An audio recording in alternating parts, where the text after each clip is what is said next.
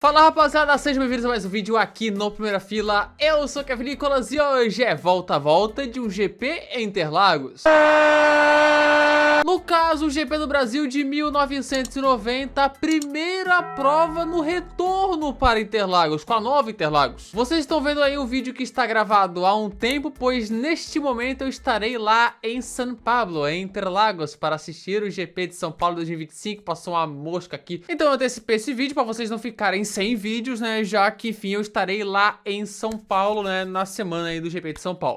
Tá bom. Dito isso, volta, cara, GP do Brasil de 1990, uma corrida aí um pouco dolorida, mas sem mais enrolações, vocês já sabem, bora para o vídeo.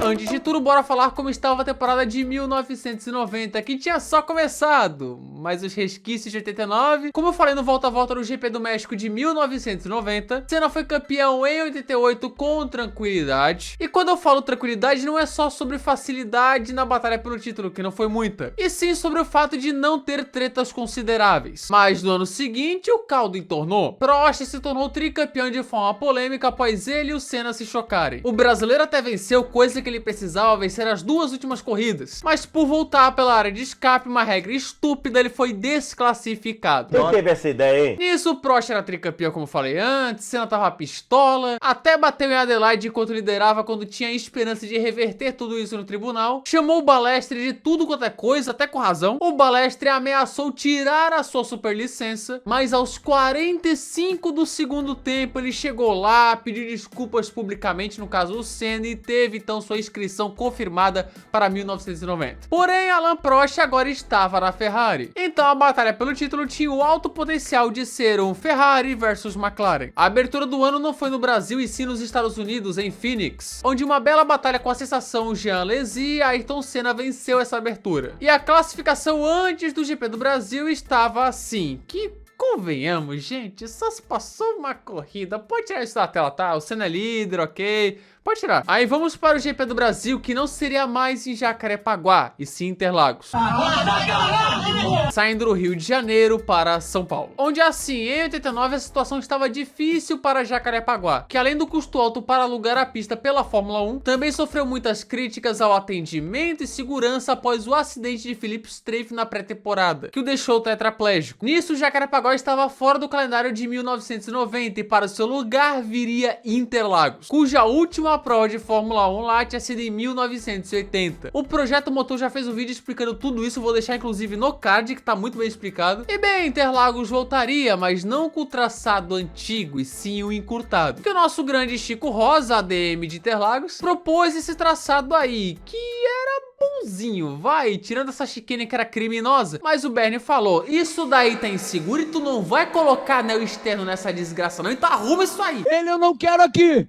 Ele não quero aqui! Chega o Senna também e fala, rapaziada, e se a gente colocar um S na curva 1, hein? Nisso, foram lá, encurtaram ainda mais, chegaram na versão final e voa lá, Interlagos nova. E não falaremos aqui de todos os problemas que quase atrasaram as obras, pra não alongar muito, tá? Mas o Projeto Motor explicou tudinho. Só que, óbvio, o pessoal tava indignado com a mudança. Mataram Interlagos. Não, vou perdoar, vou xingar no Twitter hoje, muito. Canalhas, colocaram esse S no Senna, o circuito agora é curto, meu Deus do céu, acabaram com Interlagos. Hoje a gente ama, mas na época estavam indignados que encurtaram o circuito e tiraram as curvas 1 e 2, que eram curvas rapidíssimas, mas muito marcantes do circuito. Hoje o S do Senna é uma das curvas mais características de todo o calendário da Fórmula 1, pra tu ver o negócio. O próprio Senna falou que o S que ele propôs não foi bem aquilo que ele esperava. Enfim, tinha mais críticas que elogios, porém, vamos para o final de semana, vai ter corrida. E no treino classificatório, a pole position foi brasileira. Ayrton Senna cravou a pole Interlagos em sua cidade natal, São Paulo. E agora, meu irmão, será que enfim o Senna vai vencer em casa? Porque, né, nunca tinha vencido em Jacarepaguá. Ao seu lado largaria Gerhard Berger, seu companheiro, e o Piquet foi só o 13º. Rapaz, o grid de largada ficou assim: Senna, Berger, Butsen, Patrese, Mansell, Prost só em sexto, Alesi, Martini, De Cesaris e Alliot fechando o top 10. E assim a esperança aumentava para o domingão, onde a Globo anunciava como você comprava os ingressos e era no banco. Compre seu ingresso nas agências do Unibanco e garanta desde já o seu lugar. Enfim, GP do Brasil, muita expectativa com Ayrton Senna, que poderia vencer, era o favorito. E com tudo pronto, a luz verde se acendia e começava o GP do Brasil. Ayrton Senna largou bem, Berger segurou a pressão de Butsen, Prost atacava por fora e já tem batida. Eu vi, tá? Tem batida. Alliot ensanduichado tocou no De Cesaris, que foi lá fora e bateu inevitavelmente. Esse é o nosso The Crashers, né? Tá fora. Mas é isso, Senna líder, rapaziada. Nannini já parava nos boxes para trocar a sua asa. O Berger pressionava o líder Senna, encostava no miolo, mas não conseguia atacar na reta. E lentamente foi ficando para trás, onde Butsen colou e passou ao austríaco na volta 8. Rapaz, olha essas Williams. Enquanto a Ocella de Olivier Gruyat fazia isso daí, tava fora. Que legal. Inclusive, nessa corrida, o comentarista convidado era Maurício Gugelmin, que não conseguiu se classificar para essa corrida. Ele que também Me disse depois, Galvão, vê você não vê nada. Você vê uma coisa mais clara e uma coisa mais escura. Tente ficar na mais clara, porque a mais clara é a pista. O top 2 abria e Berger ficava então para Alain Prost, que largou em sexto, mas já era o quarto. E bicho, o ritmo do Berger tava horrível. Volta 17, Prost já estava no pódio, P3 para ele. Rapaz, olho nesse Prost, olho nele. Enquanto mostrava o Piquet passando para a P9, mas cortaram a imagem. Boa Globo, porque quem gerava as imagens internacionalmente para o GP do Brasil era a Globo, tá? Mas na volta seguinte, aí sim, Piquet passou. A corrida ficava morna naquele momento, tinha abandonos como o de Gregor Foytek, o Prost voando fazendo volta mais rápida. E olha que tecnologia nesse mapinha, rapaz, que tecnologia top! Mas na volta 27, Nigel Mansell foi o primeiro dos ponteiros a parar. Ele que era o quinto. Porém, com um pit de 24 segundos, inclusive trocando o volante, Mansell voltava. Esse tipo de coisa só acontece com o Mansell. Depois disso aí sim, começou a janela de paradas. Butsen parou na volta 30, uma troca horrível, teve que trocar o bico estranho. E aí, bicho, bom para Prost. Um pit de 55 segundos, tá difícil, hein? Aí o replay mostrou o Butsen errou a entrada no pit e atropelou um pneu da Williams ali, quebrando seu bico. Ou seja, ele mesmo gerou a troca de asa dentro dos boxes. Que coisa. Você parece burro! Piquet se aproveitando disso já era o sexto. E no mergulhaço era o quinto após passar Alesi. O Patrese rodava sozinho, né? Que beleza, mas voltava. E Senna e Prost fizeram seus pitstops, o Berger virava o líder. E a TV não mostrou os pitstops, bicho, como pode? É uma incompetência. E Berger, após parar, fazia o Senna voltar a ser o P1 e o Prost voltar a ser o P2. Agora vem drama. Não. A vantagem de Senna para Prost era tranquila, 12 segundos, e parecia que ia se manter. Até que o Senna tá no box. Oi? Oi? O que aconteceu, gente, velho?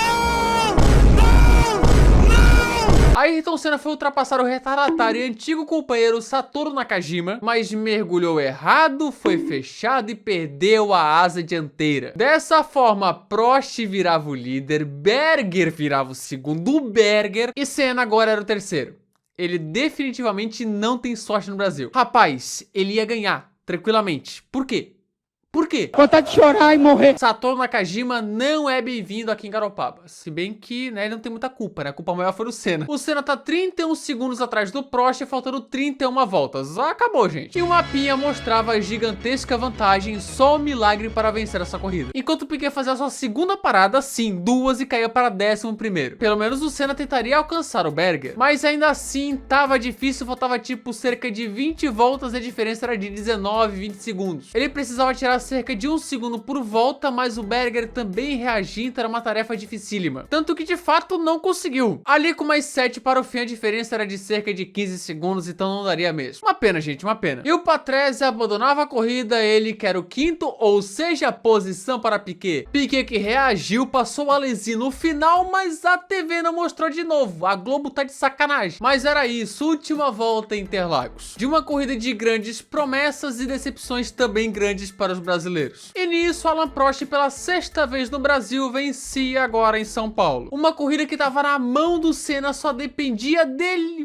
mas bateram na Kajima. Em segundo chegou o Berger e em terceiro chegou o Senna num grande anticlímax, que em 1990 tava um grande carinho para o Prost e principalmente o Balestre. E aí com a vitória do Prost ficava ainda pior. O grande rival e até inimigo do Senna vencendo no Brasil de novo. A classificação ficava assim após isso: Prost vencedor, Berger e Senna no pódio, e fechando a zona de pontos lá estavam Mansell, Butsen, dois que se lascaram legal nos pits, e Piquet, olha só, ele pontuou, boa corrida do Piquet. E o Senna, coitado, pelo menos a liderança do campeonato seguia com ele. Como vocês estão vendo aqui, ele ainda é líder do campeonato, pelo menos depois disso teria um final feliz. Ayrton Senna começou muito bem, venceu 3 das primeiras 5 corridas, abriu uma boa vantagem para Alain Prost, que era somente terceiro, mas o francês reagiu após a mágica atuação no México e virou o líder do campeonato após a terceira vitória seguida em Silverstone. Senna, no entanto, conseguiu virar, voou na reta final e garantiu o campeonato de forma bem polêmica em Suzuka também. E em 91, finalmente a zica do Brasil acabava, onde ele, de um jeito dramático, somente com a sexta marcha, venceu, enfim, dentro de casa. Vencia o seu primeiro GP do Brasil, feito que se repetiria também em 93 em outra atuação histórica. E esse foi o GP do Brasil de 1990, a primeira da Fórmula 1 na nova Interlagos, que hoje nem é mais nova.